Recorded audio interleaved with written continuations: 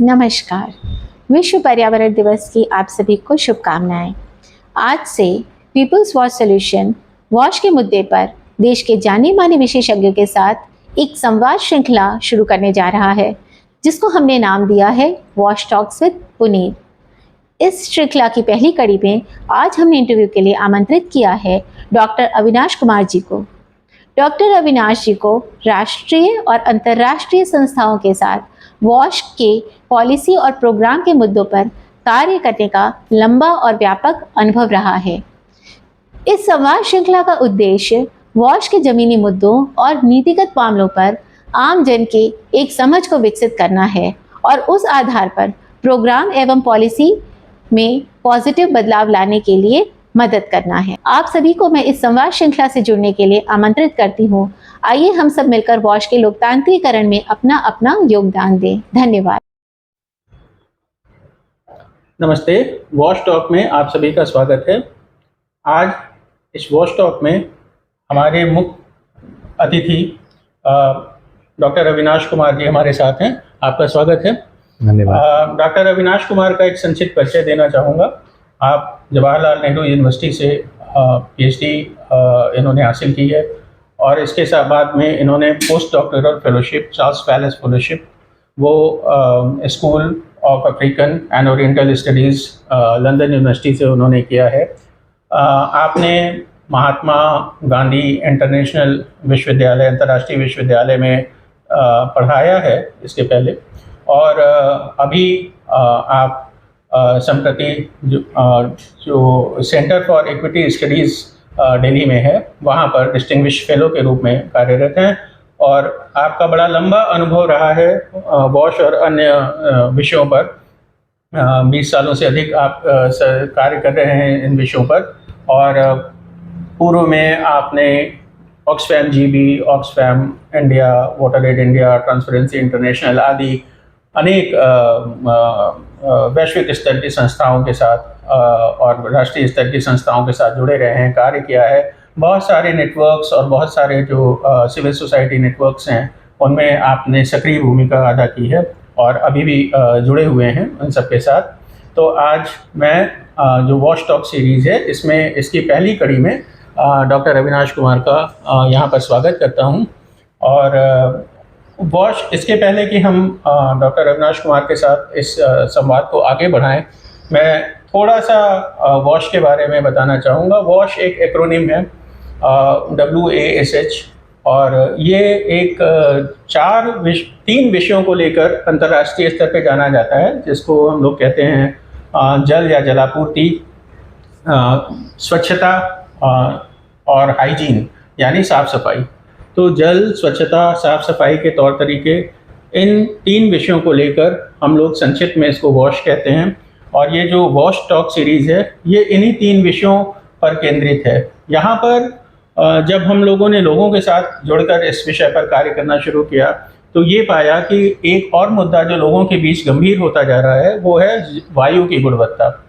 तो इसमें हम लोगों ने जो वॉश का ए है, उसमें उसको एयर से सिंबलाइज किया, और अब हम इसको जल, वायु, साफ सफाई और सैनिटेशन, इन 4 विषयों से जोड़कर देखते हैं। और इन 4 विषयों पर ये जो मंच है, ये जो प्लेटफॉर्म है, हम लोग कोशिश करेंगे कि जो भी लोग इन विषयों पर, जिन्होंने राष्ट्रीय अंतर्राष्ट्रीय स्तर पर अच्छा कार्य किया है, उनसे हम इन विषयों के बारे में, इनकी चुनौतियों के बारे में और इनके जो समाधान हो सकते हैं उसके बारे में जानें। और इस टॉक सीरीज़ का उद्देश्य ये है कि उन चीज़ों को हम आपके सामने लेकर आएँ, जिससे आप जहाँ कहीं भी इन विषयों से जुड़े हुए हैं या एज ए यूज़र या कम्युनिटी इन विषयों से जुड़े हुए हैं, तो आप इन विषयों को समझकर उस पर आगे बढ़ें और एक पॉजिटिव चेंज हम लोग सोसाइटी में मिलकर लेकर आएँ। तो इसी संक्षिप्त परिचय, वॉश के परिचय के साथ में मैं अब आगे बातचीत को बढ़ाता हूँ। और डॉक्टर अविनाश कुमार से पहले आग्रह ये करूँगा कि उनका जो भी पहले का अनुभव रहा है आपका, आपने बड़ी संस्थाओं के साथ कार्य किया है, बड़े पदों पर कार्य किया है, और आपने पॉलिसी से लेकर प्रोग्राम लेवल तक चीज़ों को देखा है, महसूस किया है वॉश के मुद्दे पर। तो अगर हम शहरी क्षेत्र में ये जो वॉश के जो मुद्दे हैं, ये कैसे लोगों को प्रभावित करते हैं और कैसे आप इनको देखते हैं कि लोगों की भागीदारी, क्योंकि आज का जो विषय है हमारी बातचीत का वो ये है कि शहरी क्षेत्रों में लोगों की भागीदारी से वॉश की जो चुनौतियां हैं उनका हम लोग कैसे सामना कर सकते हैं बेहतर ढंग से। तो इसी विषय पर अगर हम आज ये चर्चा कर रहे हैं और इसी संदर्भ में मैं आपसे आग्रह करूंगा कि आप हम लोगों को ये बताएं कि आपने कैसे देखा कि सहभागितापूर्ण तरीके से लोगों को जोड़कर ये जो वॉश के मुद्दे हैं शहरी क्षेत्रों में उन पे क्या चुनौतियां रही, क्या अभिनव प्रयास हुए आपके पीछे, जितना भी आपने आपका अनुभव है उसको देखते हुए। और मेरा सौभाग्य है कि कुछ आपके अनुभवों से मुझे भी जुड़ने का मौका मिला, चाहे वो जल चौपाल का ग्रामीण क्षेत्रों में कार्यक्रम हो या गुरुग्राम वाटर फोरम का कार्यक्रम हो जो जेएनयू के तत्वावधान में आयोजित किया गया था। तो इस तरह के अनुभवों के बारे में आप हमें बताएं ताकि हम सब लोग यह समझ पाएं कि शहरी क्षेत्रों में जन सहभागिता वॉश के मुद्दे पर और अन्य मुद्दों पर क्यों जरूरी है। पर आज की बातचीत में हम लोग वॉश के मुद्दों पर अपना ध्यान केंद्रित करके बात करेंगे। बहुत शुक्रिया पुनीत, सबसे पहले तो आपका मुझे इस मंच पर आमंत्रित करने के लिए और इस बातचीत के लिए। जैसा आपने कहा कि हम और आप साथ साथ काम भी कर चुके हैं और मुझे तो इसी बात का फ़ख्र है कि आप लोगों के साथ काम करके, आप और आपके और सहकर्मियों के साथ काम करके मुझे जितना सीखने का मौका मिला, ख़ासकर वॉश के क्षेत्र में, वो मेरे लिए सबसे वो बड़ा एक वॉश संबंधित जिसको कहते हैं वही सबसे बड़ा अनुभव रहा है मेरा। अगर शहरी क्षेत्रों में वॉश की अगर हम बात करें तो मैं दो मुद्दों से के साथ शुरू करना चाहूँगा, उसके बाद मैं आऊँगा अपने अनुभवों की बात पर। एक तो ये कि जहाँ तक शहरी क्षेत्रों में हम वॉश की बात करते हैं,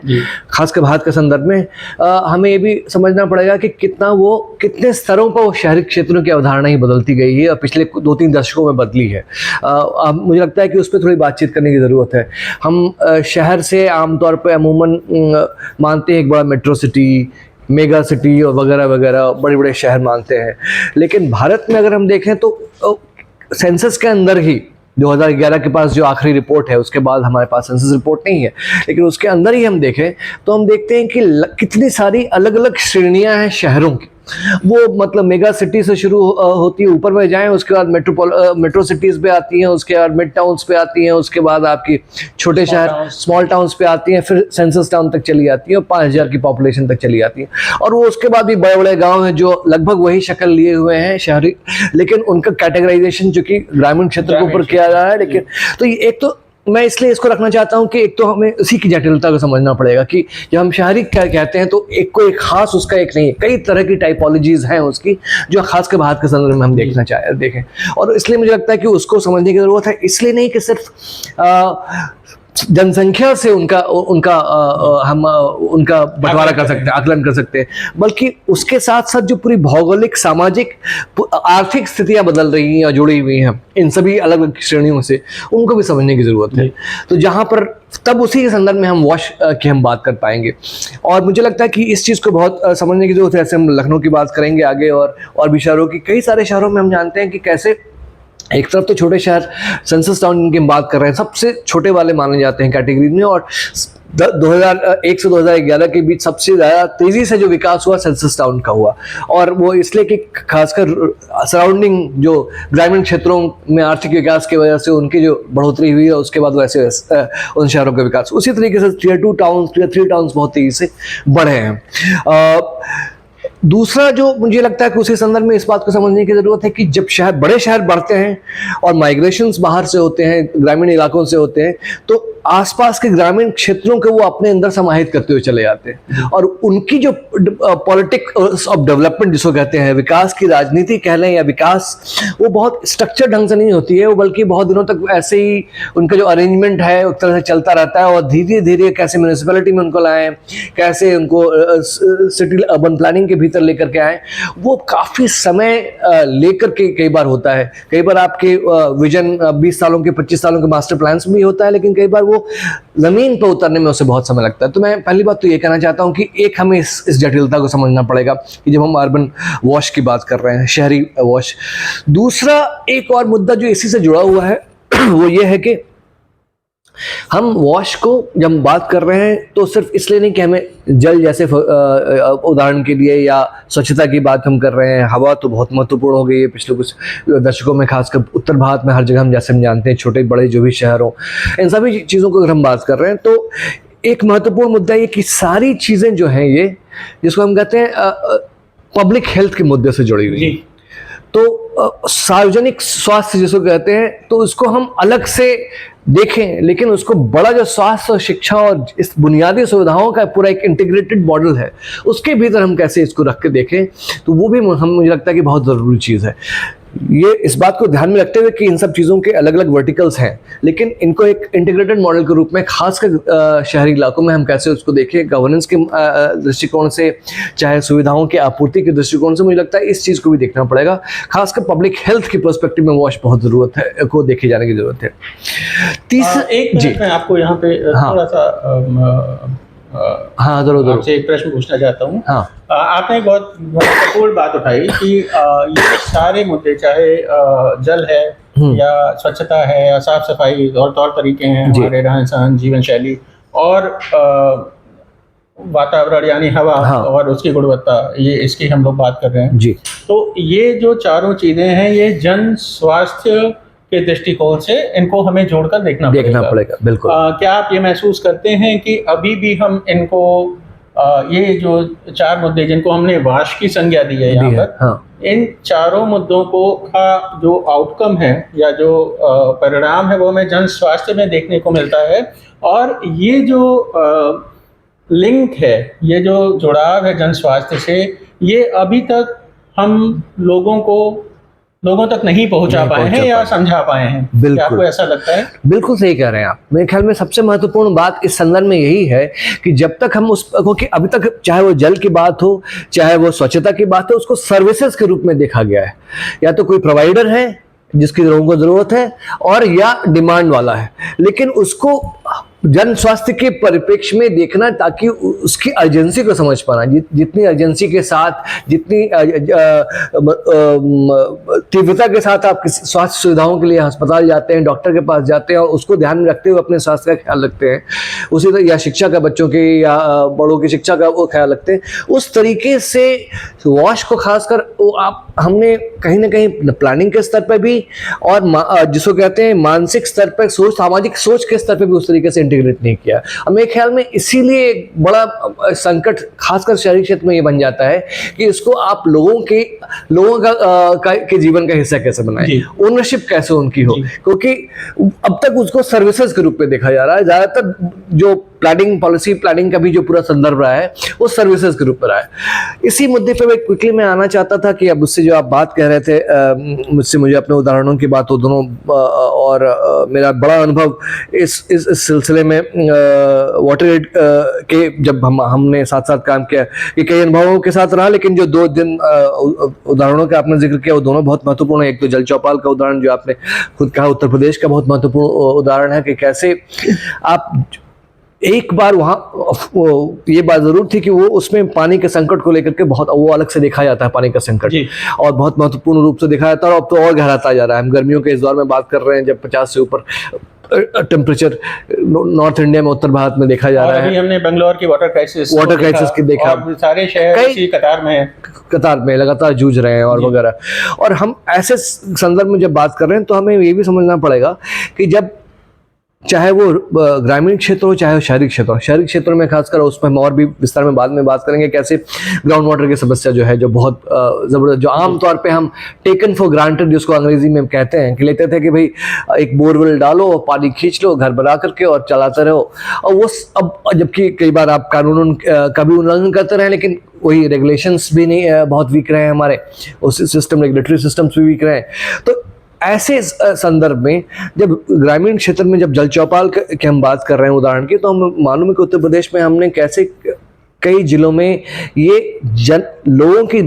सहभागिता से, साझेदारी से, चौपाल का पूरा संदर्भ ही यही था कि एक जगह लोग आकर के पानी का संकट सिर्फ यही नहीं कि अभी हमें क्यों नहीं मिल रहा है, बल्कि पिछले इतने सालों में क्यों नहीं मिल रहा है और अगले आने वाले सालों में क्या स्थिति होने वाली है, उसको ध्यान में रखते हुए हम पानी को कैसे सोचें। और उसमें न सिर्फ लोग, समुदाय, उन समुदायों को भी अगर उस समुदाय को भी अगर आप अलग से उसको अंदर से विभाजित करें तो देखेंगे कि महिलाओं की क्या जरूरतें हैं, किसानों की क्या जरूरतें हैं, अलग अलग वर्ग समाज के हैं उनकी क्या जरूरत है, उनके परिप्रेक्ष्य से कैसे पूरा का पूरा एक जल का संकट अलग अलग नजरिए से आपको दिखता है। मुझे लगता है वो बहुत महत्वपूर्ण रहा और जल चौपाल के जिसमें कई गांवों के लोगों ने मिलकर एक पहल की,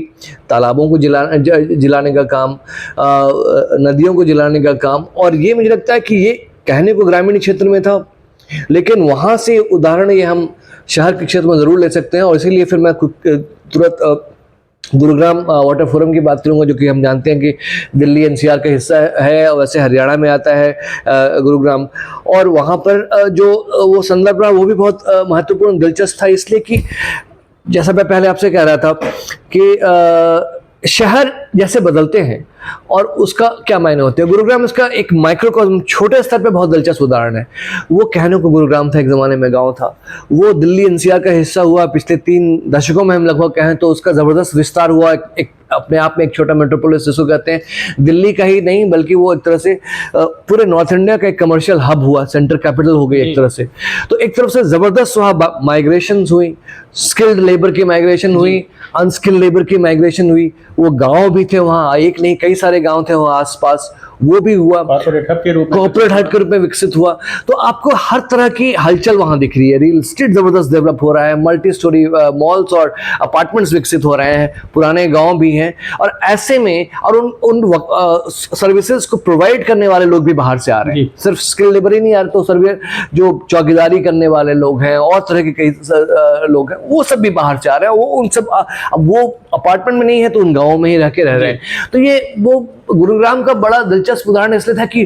वो हम कहते हैं कि हमारे सामने एक छवि है कि एक बड़ा एक अप मार्केट जिसको कहते हैं कॉर्पोरेट हब है, लेकिन उसके पीछे की सच्चाई ये है कि इसको खड़ा करने के पीछे कई तरह के समुदाय, नए पुराने समुदाय वहाँ लगे हुए हैं। पुराने समुदाय इस अर्थ में कि पुराने जो वहाँ के जो ग्रामीण लोग हैं, क्षेत्र हैं, उनका जो अपना काम चल रहा है वो लोग भी साथ में हैं, और जो कई तरह के नए लेबर्स आ रहे हैं वो। और इससे हुआ पिछले कुछ दशकों में ये भी साथ साथ हुआ कि वहाँ भी ग्राउंड वाटर ज़बरदस्त तरीके से कमी होती रही। इस हद तक कमी कि आप बाहर से भी आपके पानी की आपूर्ति, वाटर टैंक्स की पूरी सप्लाईज और ये वो। उस संदर्भ में मेरे ख्याल में गुरुग्राम वाटर फोरम जो जेएनयू के ही डिपार्टमेंट की तरफ से एक पहल थी, वो बड़ा दिलचस्प था कि वहाँ पर आपने हर तरह के स्टेक होल्डर जिनको कहते हैं, जिनका उनमें सीधे स्टेक बना हुआ है, उनको लाकर सामने खड़ा किया कि भाई बिठाया कि चाहे वो कॉर्पोरेट्स हों, चाहे वो मध्यवर्गीय जीव जो बाहर के आए हुए जो सेटल लोग हैं, म्यूनिसिपैलिटी लोग हैं, एकेडमिक इंस्टीट्यूशंस, और साथ साथ जो वहाँ के ग्रामीण लोग हैं और जो वहाँ के रूरल जो वर्किंग पॉपुलेशन है जिसको कहते हैं, इन सबको आपने इकट्ठा करके एक मंच पर लाया। और इस बात की एक सेंसिटिविटी बनाने की बात हुई, पहल थी कि कैसे हम सब समझें कि इस डूबती नाव में हम सब एक साथ हैं। ये अगर इसमें ऐसा नहीं कि किसी के पास अभी के लिए कोई ज़्यादा सुविधाएं है तो वो हमेशा के लिए सुविधाएं चलेगी, बल्कि सबके लिए जल का संकट बराबर ही होगा। और आपने एक बड़ी महत्वपूर्ण बात कही यहाँ पर, जो मैं देख पा रहा हूँ कि इस डूबती नाव में हम लोग एक साथ हैं। जी, ये एहसास और जानकारी सारे लोगों तक पहुँचाना, और जो जल की उपलब्धता की बिगड़ती हुई स्थिति है, खासतौर पे भारत में हम लोग बहुत ज़्यादा भूजल पर निर्भर हैं सारे कार्यों के लिए, और वो निरंतर घटता जा रहा है जैसे जैसे हमारी मांग बढ़ती जा रही है जल की। बिल्कुल। और सबसे बड़ी बात ये भी है कि हम लोग विश्व का सबसे बड़ा लोकतंत्र हैं, और लोकतांत्रिक तरीकों से हम लोगों की जो व्यवस्थाएं हैं या शासन है या काम करने की प्रणाली है वो चलती रही हैं। और हम इसको, जैसे आपने जल चौपाल की बात की, जल चौपाल पानी के लोकतांत्रिकरण का ही एक तरीका है जिसको हम लोग कहते हैं स्वशासन का एक जो तरीका था, चाहे वो ग्राम पंचायत हो और चाहे वो नगर निकाय हो, ये सब स्वशासन की इकाइयां हैं, और स्वशासन की इकाई बिना जनता की भागीदारी के नहीं चल सकती। बिल्कुल। और हम लोगों का, जैसे अभी राष्ट्रीय चुनाव हुए हैं और हम लोगों ने देखा कि वोट डालने पर बहुत ज़्यादा एम्फेसिस था, लोगों को जागरूक किया गया वोट डालने के लिए। सही बात। क्योंकि जब तक जनता की भागीदारी इस लोकतंत्र के उत्सव में नहीं होती है तब तक अपेक्षित परिणाम लोकतंत्र के नहीं मिलते हैं। तो चाहे वो जल का क्षेत्र हो या स्वच्छता का क्षेत्र हो, सबसे बड़ा जो जन भागीदारी का कार्यक्रम स्वच्छ भारत मिशन पिछले 10 वर्षों में चलाया गया। हम लोगों ने देखा कैसे हर समाज के हर वर्ग को उसमें जोड़ने की कोशिश की गई। इसी तरह जल के क्षेत्र में जो लोगों को जोड़ने की, तो मुझे लगता है कि जो आज का हम लोगों का विषय है, सहभागिता क्यों होनी चाहिए, बिल्कुल, against the service delivery model की हमारी म्युनिसिपैलिटी है वो जिम्मेदार है कि हमें साफ हवा, साफ पानी और साफ स्वच्छता मिले, और हमें उसमें कुछ नहीं करना है। वी जस्ट हैव टू पे आवर टैक्सेस, बिल्कुल, यानी म्युनिसिपल टैक्सेस हम देते रहे और वो सुविधाएं हमें मिलती रहे। जैसा कि कमोबेश हम लोग देखते हैं कि विश्व में सभी जगह व्यवस्थाएं हैं और उस तरह से है। भारतवर्ष के संदर्भ में और लोकतंत्र के संदर्भ में जब हम इस चीज़ों को देखते हैं तो हम ये पाते हैं कि बिना लोगों की भागीदारी के कोई भी स्वशासन इकाई हो वो उतने अपेक्षित ढंग से अपने नीतियों और कार्यक्रमों को लागू नहीं कर सकती है जब तक जनता की भागीदारी उसमें ना हो। बिल्कुल। और मुझे लगता है कि ये जो आपने बात उठाई कि ये एहसास की डूबती नाव में हम लोग साथ हैं, और ये विषय कि ये हम लोगों का, जैसे हम लोग जल के क्षेत्र में कह रहे हैं कि लोग ने जिसके पास जमीन का एक टुकड़ा है उसने बोरिंग की, पानी निकालना शुरू किया और उसका कई बार इररिस्पॉन्सिबल यूज भी लोग करते हैं। और हम लोग ये जानते हैं कि ये जो ग्राउंड वाटर है ये सभी का है, सभी का है, यानी इसको हमारे और विशेषज्ञ इसको कहते हैं कॉमन प्रॉपर्टी रिसोर्स। तो ये अगर कॉमन प्रॉपर्टी रिसोर्स है तो हम वाइज वाटर मैनेजमेंट करें या ग्राउंड वाटर मैनेजमेंट का इस तरह इसको मानते हुए करें कि ये इस पे हमारा ही हक नहीं बल्कि ये सभी लोगों का हक बिल्कुल, है। बिल्कुल। तो ये जो प्लेटफॉर्म्स हैं या जो ये तौर तरीके हैं, जैसे चौपाल की आपने बात किया, वो तो मुझे लगता है कहीं ना कहीं जो ये डूबती नाव में हम सब एक साथ हैं, और इसलिए हम लोगों की सामूहिक जिम्मेदारी है पानी को बचाने की या स्वच्छता को इंश्योर करने की समुदाय स्तर पे, या हवा को शुद्ध रख या साफ रखने की, ये हम सभी की सामूहिक जिम्मेदारी है। ये जो सेंस है, सेंस ऑफ रिस्पॉन्सिबिलिटी एवं कॉमन पीपल, बिल्कुल, तो ये जो चीज़ है मुझे लगता है कि ये हम लोगों का जो लोकतंत्र की मूल आत्मा है, ऐसा कहते हैं। बिल्कुल। और इसीलिए शायद हम लोग ये कह रहे हैं कि सहभागितापूर्ण जो व्यवस्थाएं हैं वो ज़्यादा बेहतर चलती हैं बनिस्बत की बिल्कुल प्योर सर्विस बेस्ड मॉडल जिसमें एक गवर्नमेंट एक उपभोक्ता होता है या प्राइवेट सेक्टर की इकाई हमें सर्विस देती है, हम पे करते हैं और भूल जाते हैं। लेकिन ये जो वॉश के विषय हैं वो ऐसे विषय हैं जो कॉमन प्रॉपर्टी रिसोर्स जिसको हम लोग कह रहे हैं, या ये सेंस होना लोगों में कि डूबती नाव में हम लोग एक साथ हैं और उसके आधार पे एक्शन लेना, ये बहुत महत्वपूर्ण होता है। तो धन्यवाद आपका इस विषय पर ध्यान आकर्षित करने के लिए, क्योंकि मुझे लग रहा था कि कभी भी जब हम लोग इस तरह बात करते हैं सहभागिता की, तो ऐसा कह के बहुत सारे लोग इसको खारिज कर देते हैं कि अरे ये एनजीओ वाले हैं, बिल्कुल, इनका काम ही यही है सहभागिता को। लेकिन ये एनजीओ वाले नहीं है, ये सहभागितापूर्ण जो कार्यप्रणाली है या व्यवस्थाएं हैं या प्रोग्राम हैं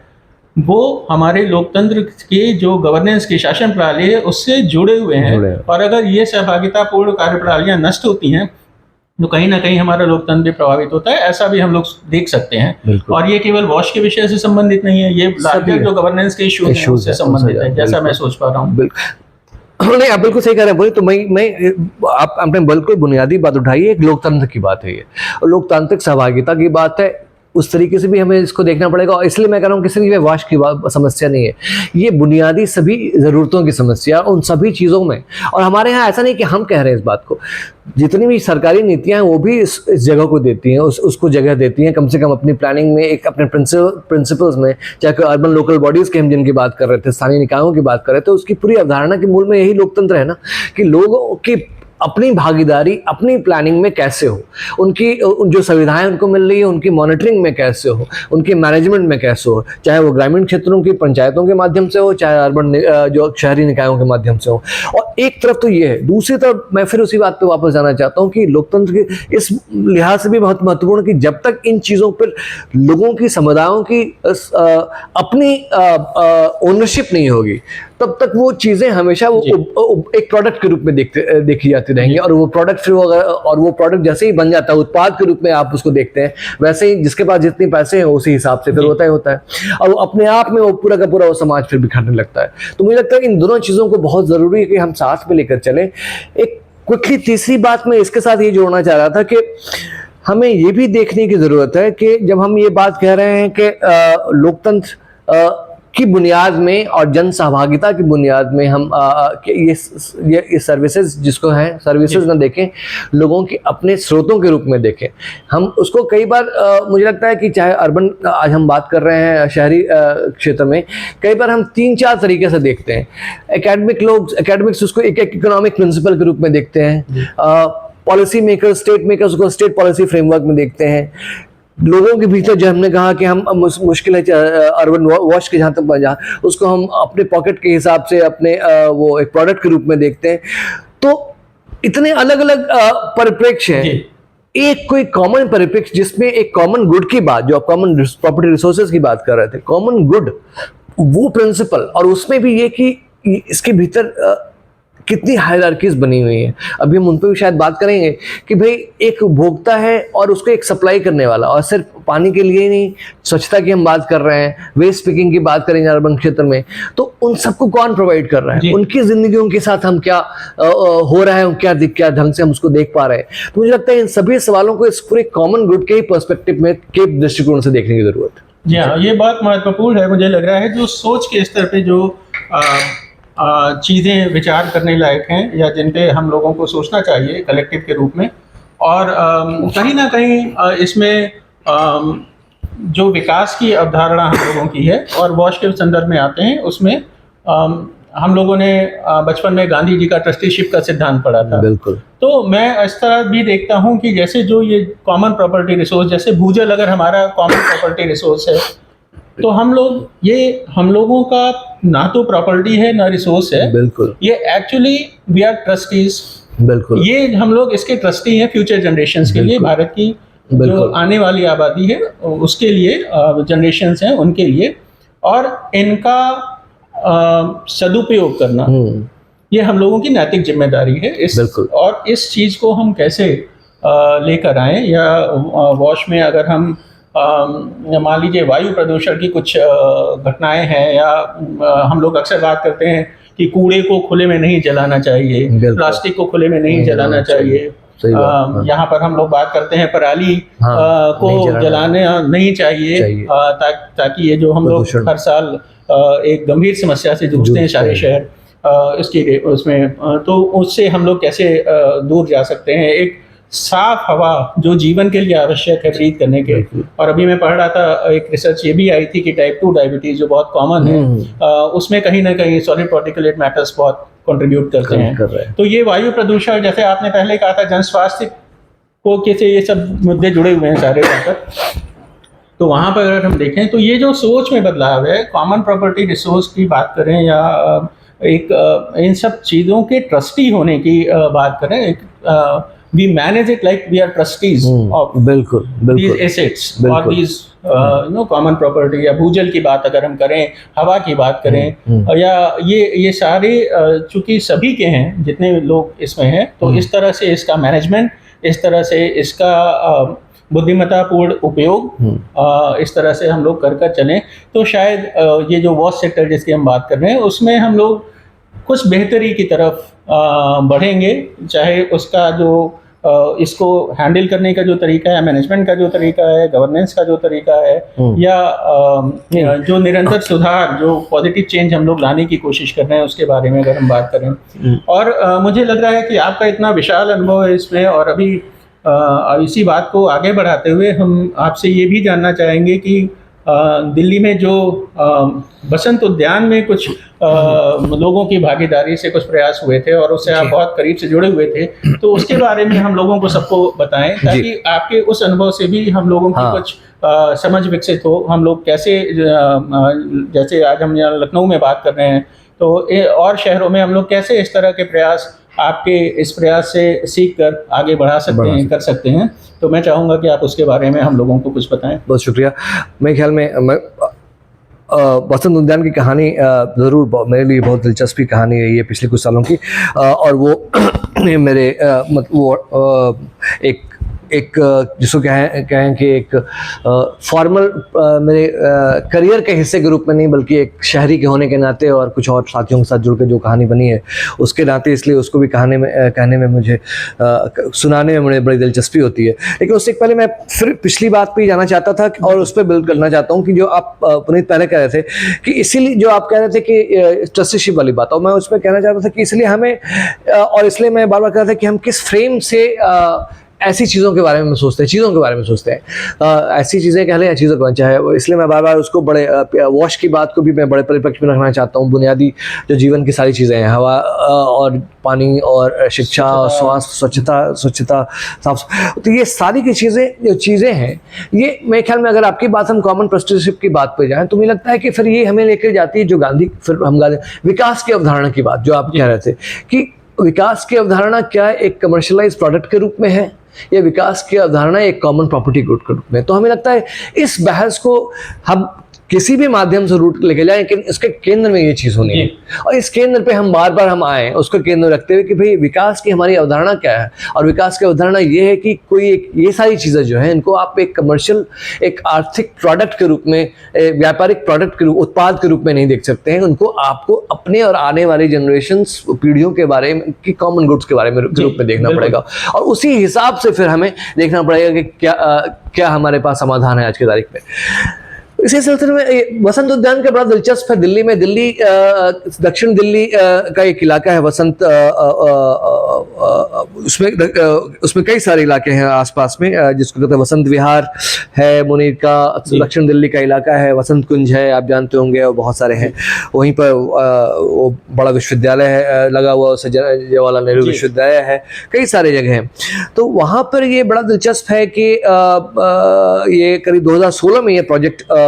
कहें तो करीब 5-6 प्रोजेक्ट, इसको प्रोजेक्ट के रूप में हुआ ही नहीं, क्योंकि शहरी लोगों ने, वहाँ के स्थानीय निवासी थे, उन लोगों ने उसको उस तरीके से देखा कि यहाँ की समस्या है। समस्या क्या थी? वो थी कि करीब 40-45 एकड़ की एक बड़ी सी ज़मीन जो किसी ज़माने में वहाँ की DDA,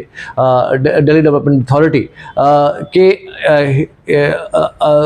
मैनेजमेंट में थी, और वो बंजर पड़ी हुई थी नाले के रूप में, जहाँ सारे उस पूरे इलाके का सीवर कूड़ा उसमें जाता था। पास में दो छोर पे दो बड़े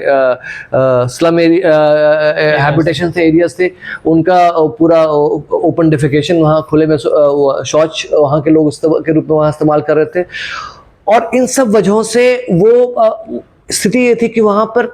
अपराध की घटनाएं बहुत बढ़ गई थी और हर आए दिन किसी न किसी कोई डेड बॉडी वहाँ मिलेगी आपको, या कुछ हो रहा है, कोई जीप करती। तो उस रास्ते से एक बहुत बड़ा जंगल जैसा हो गया था, जहाँ कोई मैनेजमेंट है, कोई देखने वाला नहीं था। और वो एक तरह से कहें तो वो सबसे महत्वपूर्ण बात तो वहाँ से शुरू हुई कि लोगों की सुरक्षा उस पूरे इलाके से प्रभावित हो रही थी, पूरा खतरे में आ रही थी और कोई उधर से गुजर नहीं सकता। और ये अपने आप में विडंबनापूर्ण बात है कि उसके एक छोर से लगा हुआ था, वहाँ का थाना लगा हुआ था, बड़ा थाना, जो कि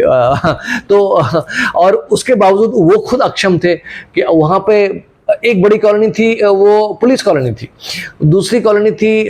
पब्लिक वर्क्स डिपार्टमेंट की कॉलोनी थी। ये भी दिलचस्प है। तो ऐसा नहीं है कि वहाँ गांव भी, मुनीर का गांव भी था, वहाँ पे DDA के मिडिल क्लास फ्लैट्स भी पार्ट में, आगे वसंत कुंज था, पीछे एक बहुत बड़ा प्लॉट। लेकिन ये बहुत दिलचस्प इसलिए है मुझे लगता है वसंत उद्यान, क्योंकि वो 43 एकड़ का वो जिसको कहते हैं वो जो बंजर पड़ा सो कॉल्ड पार्क था, वो एक माध्यम बना, जिसकी बात मैं फिर कह रहा हूँ, हर तरह के लोगों को एक इकट्ठा लाने का। तो वो चाहे वो गांव के वहाँ के लोग हों, चाहे वो 2 स्लम क्लस्टर्स के लोग हों, चाहे मिडिल क्लास जो पूरे इलाकों के लोग हों, चाहे वो जो सो कॉल्ड बहुत धनाढ्य इलाका वसंत विहार माना जाता है, सबसे दिल्ली के धनाढ्य इलाकों में से माना जाता है, पॉश एरियाज में,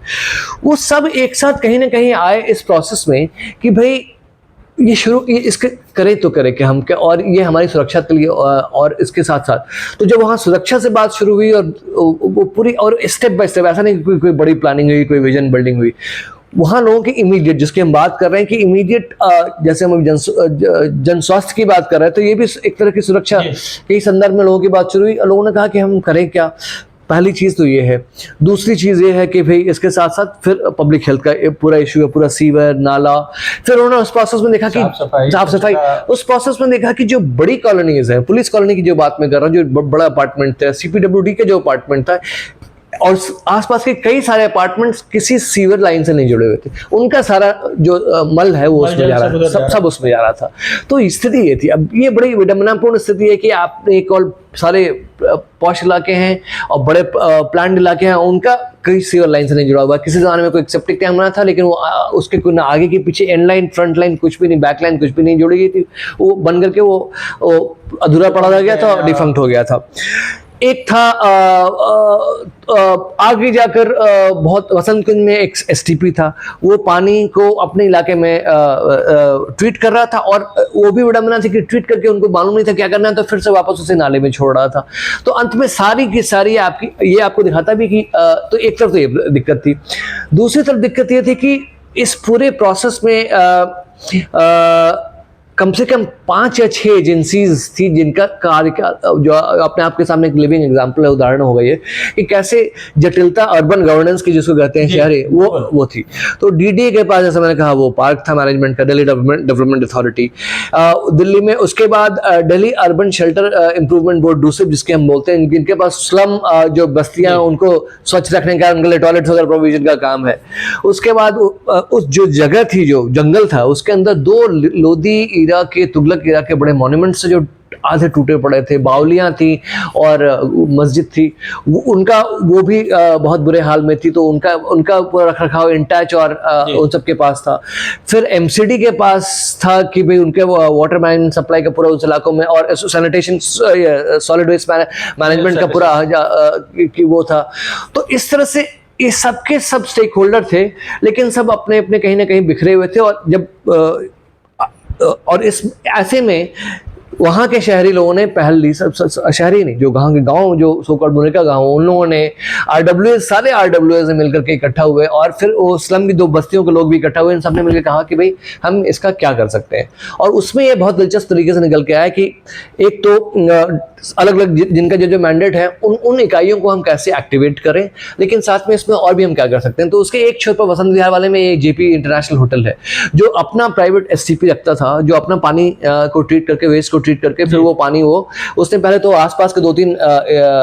अपार्टमेंट्स को, उनके पार्क्स को देना शुरू किया। फिर उन्होंने कमिट किया कि एक पीपीपी के तहत, कि पब्लिक प्राइवेट पार्टनरशिप के तहत, कि हम थोड़ा अब जो भी हमारा पानी है इस पार्क में भी हम रिजुविनेट करने के लिए देंगे। लेकिन उससे पहले समस्या ये थी कि ओपन डिफेकेशन की समस्या थी। तो ओपन डिफेकेशन के लिए फिर डूसिप को कॉन्टैक्ट किया गया। उन्होंने फिर दोनों छोरों पर 2 स्लम बस्तियों के लिए टॉयलेट्स बनाए। तो वो टॉयलेट्स बने और उसके बाद उन्होंने कमिट किया कि हम इन टॉयलेट्स का इस्तेमाल करेंगे। तो अपने आप में पहल तो वही। दूसरी पहल ये कि जेपी ने कहा कि हम इतना पानी तो देंगे, लेकिन पानी उतना ये नहीं है। तो फिर उसके लिए क्या किया जाए। तो फिर वो वसंत कुंज के एसटीपी और डीडीए और एमसीडी वगैरह ने और मिलकर के फिर ये तय किया कि वो वहाँ से पाइप ले करके वो ला करके वो पानी, क्योंकि पूरा वेस्ट जा रहा था, वो फिर से वो उसको पूरा। तीसरा पहल ये हुई कि जितने भी जीत कॉलोनी जिनके जो एक्सक्रीटा जिसको कहते हैं, मल जो है सो जल, वो जो जा रहा था बाहर, उनको सीवर लाइन से जोड़ा गया। अच्छा। तो इस पूरी प्रक्रिया वो पूरा से मेन सीवर लाइन से जोड़ा गया। चौथा जो डिफंक्ट सेप्टिक वो एसटीपी था, वो भी उसको फिर रिवाइव किया गया। और फिर इसके साथ साथ इंटैच को फिर शामिल किया गया कि वो इसके भीतर पूरी की पूरी वो दोनों का रिनोवेशन करें, हिस्टोरिकल मॉन्यूमेंट्स को पूरा रिवाइव करें। तो ये प्रक्रिया, इसलिए मैं कहता हूँ कि ये एक दिन में या एक महीने में, एक साल में नहीं हुई। इस पूरी प्रक्रिया को पूरा होने में 6 साल लगे। और वो स्टेप बाय, ऐसा नहीं कि सारा कुछ होता गया। शुरू में हुआ कि भाई पहले तो इनको सीवर लाइन से जो इलाके हैं और बड़ी बड़ी कॉलोनीज हैं, उनको आप पहले सीवर लाइन से जोड़िए। उसके बाद हुआ कि भाई जो स्लम बस्तियां हैं उनके लिए आप टॉयलेट्स बनाइए कम से कम। तो एक बाय एक स्टेप। उसके बाद भी ये बहुत महत्वपूर्ण था कि उसमें सबसे टॉप लीडर तक की मैनेजमेंट को, गवर्नेंस को भी इसमें शामिल किया गया। अदरवाइज होता नहीं। लेफ्टिनेंट गवर्नर जो उस वक्त थे दिल्ली के, उपराज्यपाल, उनको काफी उसमें भागीदारी रही। वहाँ के एमएलएज, एमपी, स्थानीय, उन सब की भागीदारी रही। साथ साथ इन सभी डिपार्टमेंट, ताकि अब वो अपने आप को ऐसा दिलचस्प अनूठा मंच बनाए कि जो सिर्फ उसके सीधे रिजल्ट्स आपको दिखते हैं, कि जहां एक्चुअली अभी as per official crime report देखेंगे, वो लगभग नियर जीरो चला गया उस एरिया में क्राइम रिपोर्ट्स। वो दिलचस्प चीज और ये है कि उसमें डीडे ने पहली बार अपनी तरफ से उसको मैनेज किया, और उसके वाटर स्प्रिंकलर्स उन्हीं ट्रीटेड वाटर के थ्रू लगाए। तो वाटर स्प्रिंकलर से वो 43 एकड़ का उद्यान जो है अब वो ऐसा बन गया है जहाँ आपको हर तरह के वो लोग, एक गार्डन बन गया है। और गार्डन बन गया है, एक हिस्टोरिकल गार्डन बन गया है, एक मॉन्यूमेंट भी है, और वहाँ आपको गांव के लोग भी आ रहे हैं, बस्तियों के बच्चे आ रहे हैं जिनको मिडिल क्लास कॉलोनीज के लोग पढ़ाते हैं, उनके साथ रहते हैं। वो अपने आप में एक ऐसा मॉडल है जहाँ हर श्रेणी, हर वर्ग के लोग एक कॉमन शेयर्ड स्पेस में आ रहे हैं, जिसकी बात हम पहले कह रहे जी थे जी कि एक कॉमन विजन में ये नहीं है कि आप अपने अपने खाने में बंधे हुए हैं। आप एक अपने कॉमन, खासकर आजकल हमारे यहाँ तो शहर जी जैसे जैसे बनते जा रहे हैं, हम सब अपने अपने खानों में बनते जा रहे हैं। स्लम बस्तियां अलग है, मिडिल क्लास बस्तियां जी अलग है, हाँ। रिच स्पेसेस अलग है। वो अपने आप में एक बड़ा अनूठा उदाहरण इसलिए भी मुझे लगता है कि ऐसा नहीं था कि सब कुछ बहुत पहले से विजुअलाइज था, लेकिन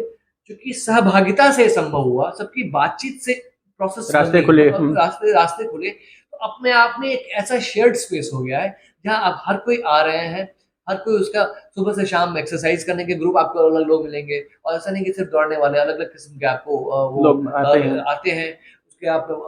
वहाँ लोग कहानियों की किस्सा गोई चल रही है, लोग इवेंट्स कर रहे हैं, बड़े इवेंट्स कर रहे हैं, छोटे इवेंट्स कर रहे हैं, बड़ा सुंदर लैंडस्केपिंग हुई है। तो मुझे लगता है कि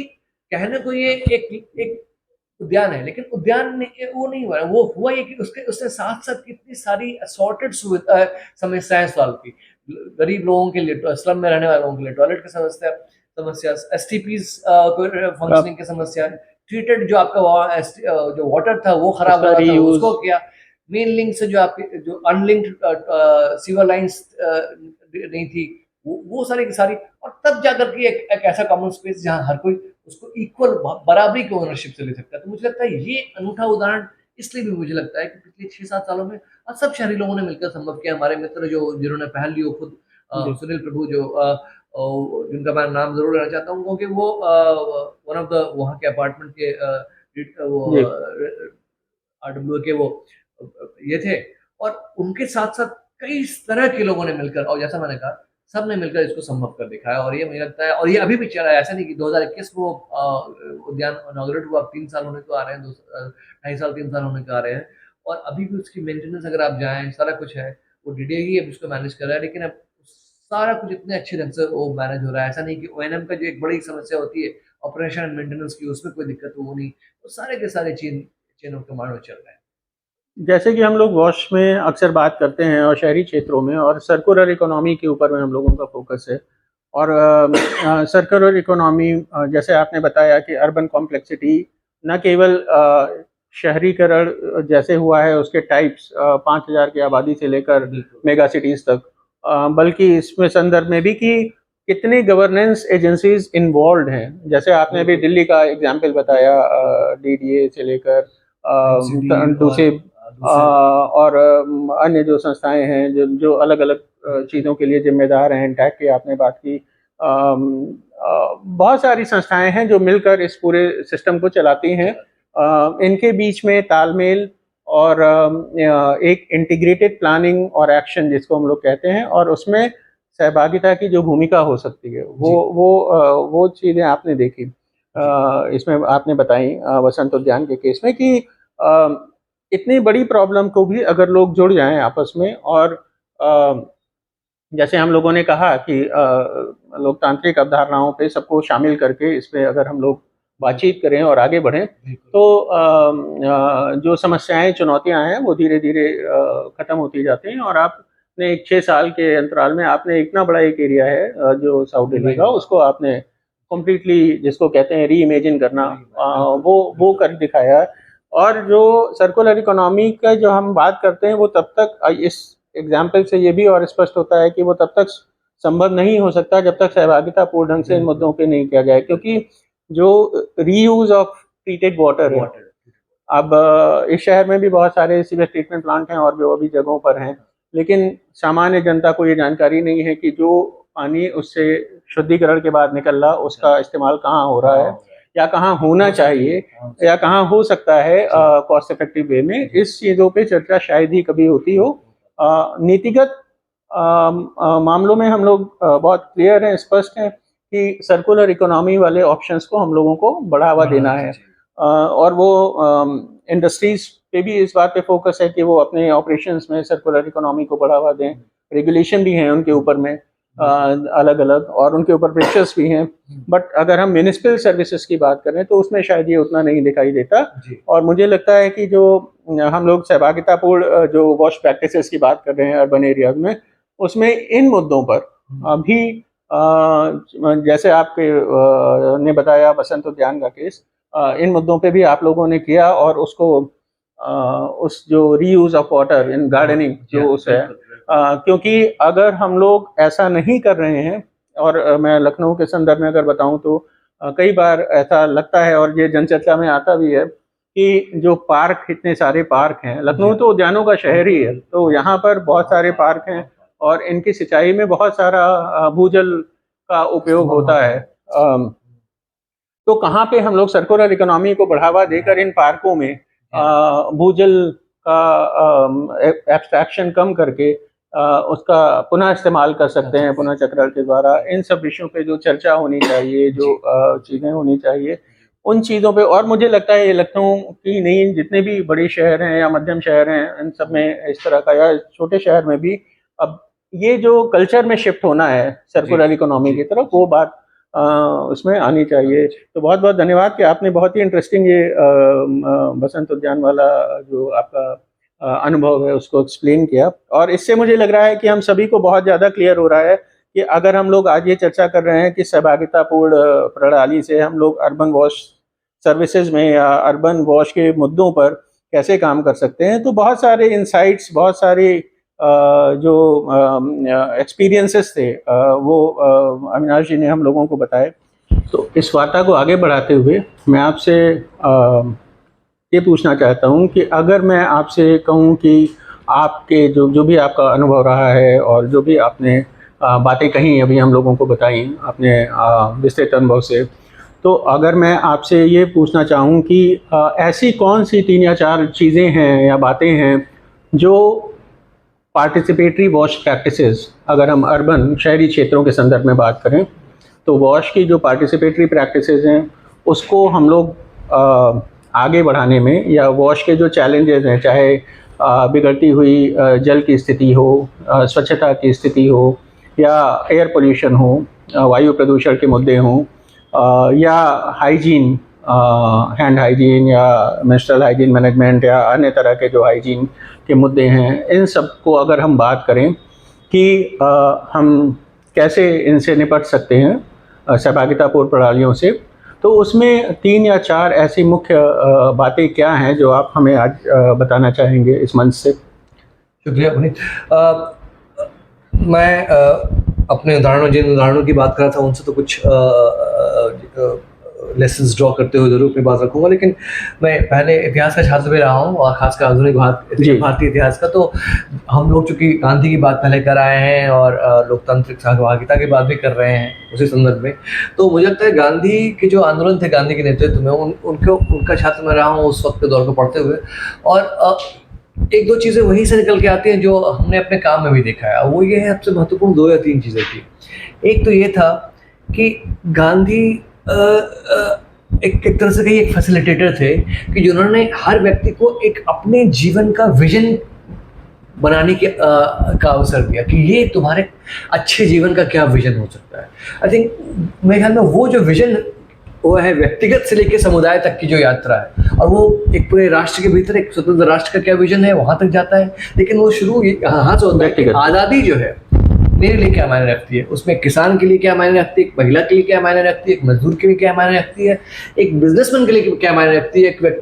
मध्यवर्गीय व्यक्ति जो उसका था उसके लिए क्या मायने रखती है, यहाँ तक कि एक जमींदार के लिए भी क्या मायने रखती है उस दौर में। तो सबने उसमें आज़ादी का अपने अपने ढंग से गांधी ने उसको संभव किया, और उसके सहारे फिर वापस हो पाए मुद्दे पर ट्रस्टीशिप की बात पे आए कि जहाँ हर तरीके से वहाँ से बिल्ड करते हुए, और ऐसा नहीं कहने कि उसमें राज की अवधारणा नहीं, राज भी हो, पंचायत ग्राम स्वराज की जब बात करें तो उसमें एक स्टेट का भी, राज्य की भी भूमिका है,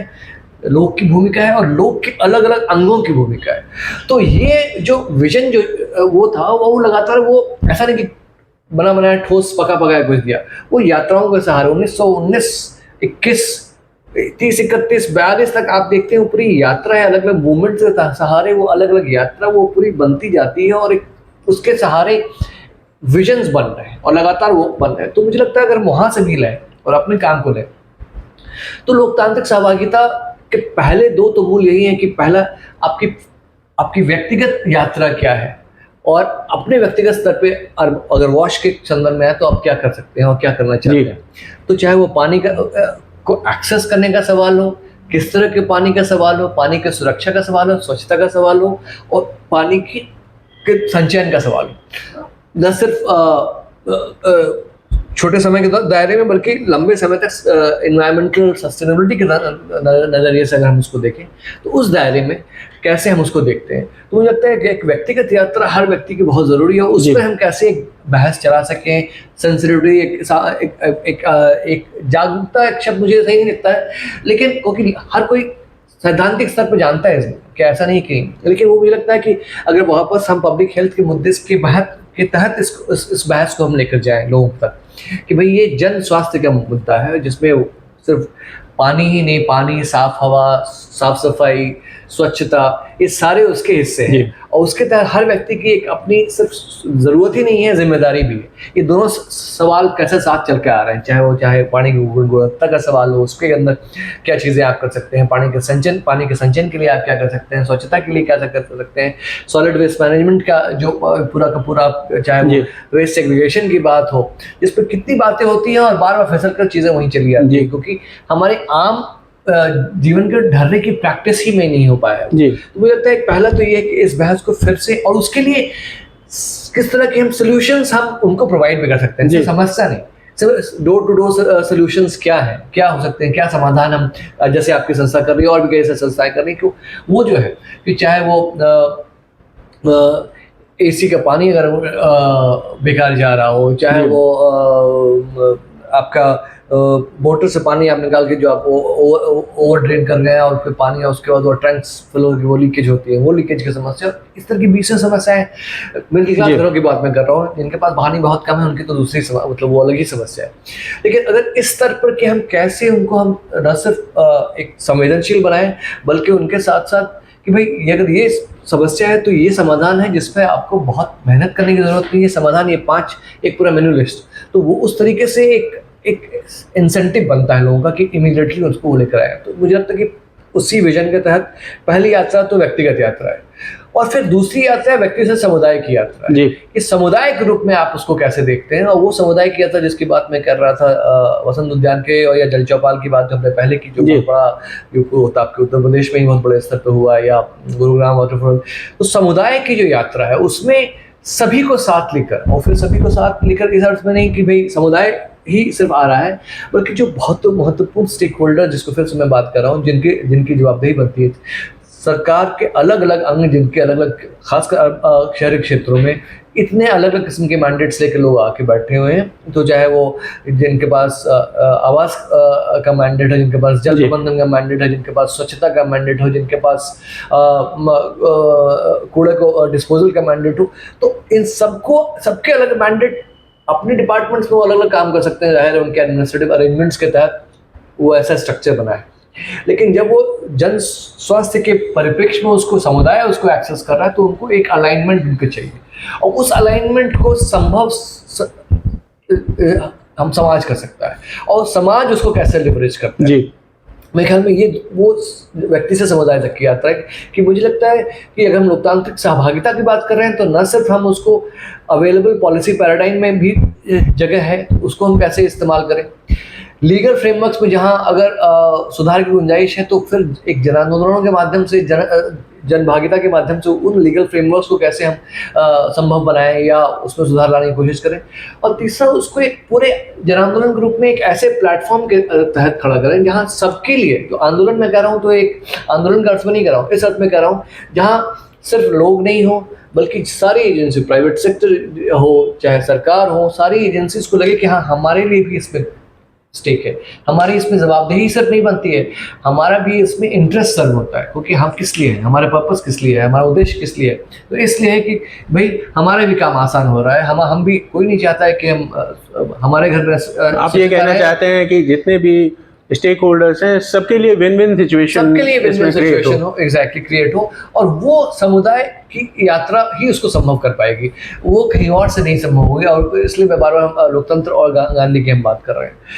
तीसरा जो मुझे लगता है कि, और दोनों एसोसिएटेड भी हैं लेकिन अलग अलग भी हैं, तीसरी चीज़ ये मैं कहना चाहता हूँ कि हम जब समुदाय की बात करते हैं तो अक्सर हम एक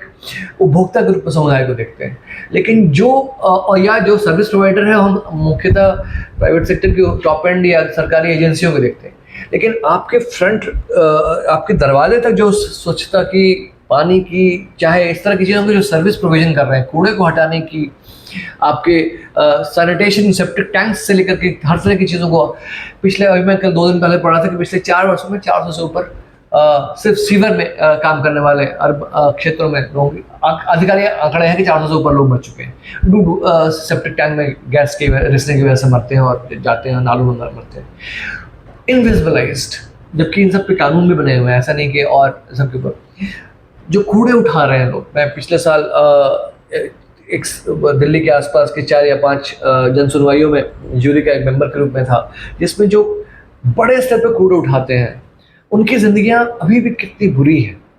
और इसलिए कि उनको एक फॉर्मल रिकग्निशन नहीं है, उनको सोशल प्रोटेक्शन नहीं है, उनके वेजेस नियमित नहीं है, जबकि वो इतना महत्वपूर्ण काम कर रहे हैं एक जन स्वास्थ्य के मुद्दे से। तो आप उनको फॉर्मल रिकग्निशन कैसे सिस्टम के तहत, और उसमें सिर्फ सरकार की तरफ से नहीं होगा जब तक कि हम फिर समुदाय की ओर से उनको वो रिकग्निशन नहीं देते हैं। तो मुझे लगता है वो पहचान बहुत, पहचान का मतलब सिर्फ ये नहीं कि उनको सार्वजनिक रूप से उनका सम्मान करना, बल्कि पहचान का मतलब ये है कि उनको आधिकारिक स्टेटस देना, स्तर देना, इनफॉर्मल लेबर जिसकी बात करते हैं वो ना होकर रह जाए। दूसरा, उसके साथ साथ सामाजिक सुरक्षा के जो जितने भी उनके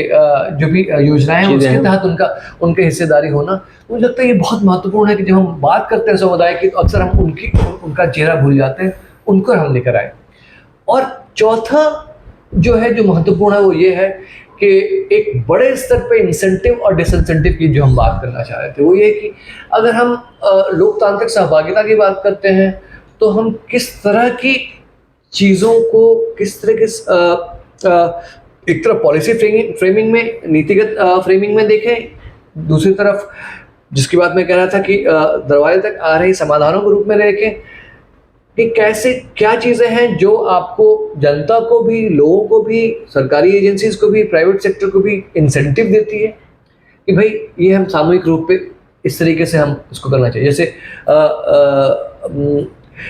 अभी हाल में मैंने बड़ी दिलचस्प फिल्म देखी जो कि एक्चुअली एक फिक्शनल फिल्म है, और वो जापानीज फिल्म देखी मैंने जो पिछले साल उसको कान फिल्म फेस्टिवल में उसके मुख्य अभिनेता को सर्वश्रेष्ठ अभिनय का अवार्ड मिला। उस फिल्म का नाम है परफेक्ट डेज, और मैं ज़रूर रिकमेंड करूँगा लोग उसको देखें, बहुत दिलचस्प उसकी कहानी है। और वो और दूसरा उसको इस बार की फॉरेन फिल्म कैटेगरी ऑस्कर में वो नामित थी उसको, वो फिल्म इस साल की।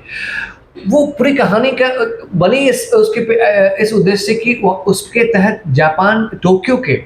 पब्लिक टॉयलेट्स के आर्किटेक्चर को प्रदर्शित किया जाए, और उसमें कहानी पूरी कहानी एक टॉयलेट क्लीनर की जिंदगी के ऊपर आधारित है। तो बहुत दिलचस्प है कि उस कहानी उसकी अलग चलती है, और वो कैसे अलग अलग किस्म के टॉयलेट्स, पब्लिक टॉयलेट्स हैं, बड़े सुंदर पब्लिक टॉयलेट्स हैं जो अपने आप में आपको लगेगा कि एक एक्चुअली म्यूजियम के, टूरिज्म के प्लेसेस हैं, इतने सुंदर डिज़ाइन टॉयलेट्स हैं। तो आपने एक ऐसी चीज़ जिसको हमारे यहाँ समाज में मानसिकता ये है कि एकदम छुपा कर रखो, ढक कर रखो, वो प्रदर्शन की चीज़ है, तो आपने उसको इन्वर्ट कर दिया, आपने इंसेंटिवाइज ऐसे कर दिया कि जहाँ एक टॉयलेट वर्कर की ज़िंदगी पे एक पूरी फिल्म बन रही है। पब्लिक टॉयलेट्स को एक आर्किटेक्चरल डिज़ाइन के रूप में आप पेश कर रहे हो, और हर डिज़ाइन उस पर डिस्प्ले है एक कहानी के माध्यम से, एक डॉक्यूमेंट्री के माध्यम से नहीं, और वो अपने आप आपको लगेगा कि देखो ये इतना बड़ा। तो हम वो इंसेंटिव्स कैसे देते हैं समाज के अलग अलग सेक्टर्स को, चाहे उसमें वो टॉयलेट सैनिटेशन वर्कर हो, चाहे जो लोग उनका इस्तेमाल करते हैं वो हो, चाहे जो उनको बना रहे हैं वो हो, जो उनको मैनेज कर रहे हैं वो हो, सबके लिए वो इंसेंटिव कैसे हम क्रिएट कर सकते हैं सामूहिक रूप से। ये बहुत महत्वपूर्ण बात मुझे लगता है कि ये हमारे, चाहे वो शहरी स्तर पे हो, एक शहर के एडमिनिस्ट्रेशन के स्तर पे हो, चाहे राज्य के एडमिनिस्ट्रेशन के स्तर पे हो, चाहे राष्ट्रीय, उसमें इन चीज़ों को हमें लाना पड़ेगा, तो ताकि एक बड़ा एक कल्चरल, सामाजिक, जिसको कहते हैं सांस्कृतिक सामाजिक माहौल बन सके, जिसके तहत ये चीज़ें संभव हो सके, सिर्फ एक सूखी रूखी नीतिगत अवधारणा के तहत नहीं। मुझे लगता है ये आखिरी बात यही मैं कहना चाहूँगा। धन्यवाद, बहुत इंटरेस्टिंग जानकारी दी आपने, बहुत रोचक जानकारी थी। इसके अलावा मैं जो एक फाइनल सवाल आपसे जो करना चाहता हूँ वो ये है कि आपने अभी बात की, चूँकि ये हम वॉश के संदर्भ में बात कर रहे हैं आज, और वॉश ऐसी सर्विसेज हैं या सुविधाएं हैं या आदतें हैं जो व्यक्तिगत रूप से शुरू होती हैं, और जो सर्विसेज वाला जो पार्ट है वो आपके दरवाजे पर आकर ख़त्म होता है। जी। और इसके लिए ज़्यादातर अगर ग्रामीण इलाकों में बात करें तो ज़्यादातर ग्राम पंचायतें या village water and sanitation committees जिम्मेदार हैं। जी हाँ। और अगर हम अर्बन शहरी क्षेत्रों की बात करें तो वहाँ पर म्यूनिसपैलिटीज़ हैं, वो गवर्नेंस के लिए जिम्मेदार हैं, स्थानीय स्वशासन की इकाई हैं। और एक लोकतांत्रिक प्रक्रिया के हमारी जो गवर्नेंस की प्रणाली है उसके तहत इनका बहुत मुख्य रोल है इन सेवाओं को लोगों तक पहुंचाने में और रेगुलेशन को इन्फोर्स करने में, चाहे वो कूड़ा कचरा प्रबंधन हो, चाहे वो पानी का प्रबंधन हो, चाहे वो साफ हवा की जिम्मेदारी हो या इस तरह। तो इनकी भूमिकाएं बहुत महत्वपूर्ण हो जाती हैं। चूँकि हम लोगों का आज बात का विषय शहरी क्षेत्रों में है, मेरा आपसे प्रश्न ये है कि म्यूनिसपैलिटीज़, अगर हम नगर निगम या नगर निकाय जो हैं, अगर हम इनकी बात करें, ये जो सर्विसेज दे रहे हैं वॉश के संदर्भ में, उसमें स्थानीय जो लोग हैं, उनकी जो शहरी क्षेत्र के लोग हैं, आम नागरिक हैं, उनकी भागीदारी या को एक्टिव भागीदारी इसको कहें, उसको कैसे सुनिश्चित कर सकते हैं जो शहरी निकाय हैं, उसके बारे में कुछ हम लोगों को बताएं। ये एक्चुअली बहुत अच्छा हुआ कि अपने शहर के संदर्भ में सवाल पूछा, क्योंकि आमतौर पे हम जब जनतांत्रिक स्वशासन की बात करते हैं और खासकर भारत के संदर्भ में करते आए हैं, तो पंचायती राज की बात हमने पहले की, तो वो बहस कहीं ना कहीं ज़्यादातर ग्रामीण क्षेत्रों तक सीमित होकर रह गई है। और जहां हमने, बल्कि उसकी वजह से चाहे जो भी हो, हमने अच्छे बदलाव, अच्छे मॉडल्स भी देखे हैं कि कैसे ग्रामीण, चाहे विलेज वाटर सैनिटेशन कमेटी की बात हो, इस तरह जितने भी अलग अलग ग्राम पंचायत के अलग अलग निकाय हैं, अलग अलग उसमें स्थानीय लोगों की भागीदारी से कैसे चीज़ें संभव हो पाई हैं, चाहे स्कूल मैनेजमेंट कमेटीज़ हों, चाहे इस तरह की जो भी चीज़ें हैं, विलेज हेल्थ कमेटीज़ हों, तो रोगी कल्याण समितिज़ वगैरह हों, जो भी है, तो उसमें संभव हो पाई है। मैं इसलिए ये प्रश्न उठा रहा हूँ क्योंकि हिस्टोरिकली हम लोगों ने ये देखा है कि ग्रामीण क्षेत्रों में जो भी विकास के कार्यक्रम चले हैं उनमें भागीदारी पे काफ़ी बल दिया गया है। बिल्कुल। शहरी क्षेत्रों में भागीदारी पे कम बल दिया गया है। बिल्कुल। तो एक ऐसा संदेश निकल कर आता है इससे कि जो गरीब लोग हैं, वंचित लोग हैं, या समाज के निचले वर्ग के लोग हैं, जो ग्रामीण क्षेत्रों में रहने को मजबूर हैं या रह रहे हैं, कहीं उनके ऊपर भागीदारी थोपी तो नहीं जा रही है,